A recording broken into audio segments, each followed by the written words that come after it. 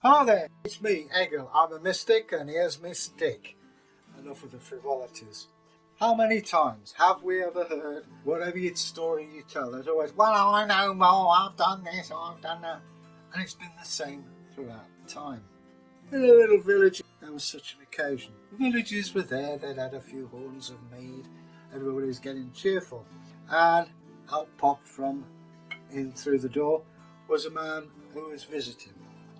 And they said, oh, I remember that horse that used to do this, and do you remember old Tyrkir where he jumped that hedge? Never seen anybody do it since. They go, well, actually, I remember in my village, there was a man who did it twice in one night, and he could drink a whole barrel of beer. And yeah, whatever.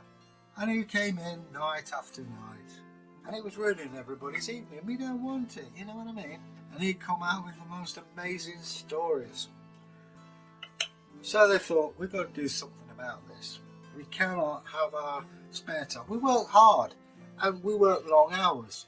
And here this bloke comes in, starts wah, wah, wah. So they went to an old fellow in the street there, and his name was Njal.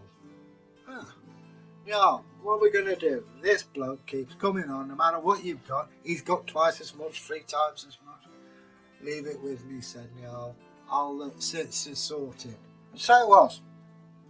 Once again, everybody had done their work. The ploughshares had been cleaned and sharpened. The horses had been fed. And they'd had the dinner. And they went to the mead hall. There was Njal. Right, we should have some fun here, they said. Okay. He sat down. Couple of horns of mead later. Well, you see, in my village, the horns were a lot bigger. We drained them. Yeah, whatever. Hey, what does Njal going to say? Well, he said, let me tell you. Oh, it'd be my grandfather's time. We used to go on this road, and there was a cliff, and it dropped down, league upon league. And we had this little chap, a round fellow, his name. I've forgotten his name, but he was quite a fellow.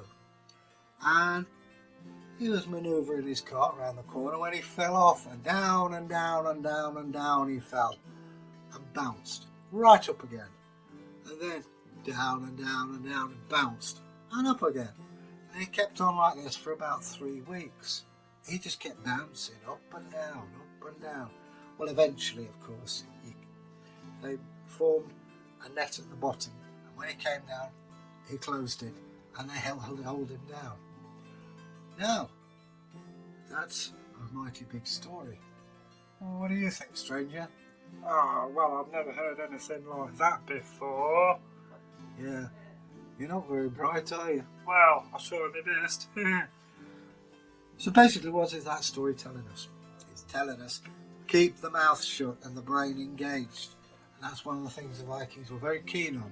Talk's cheap.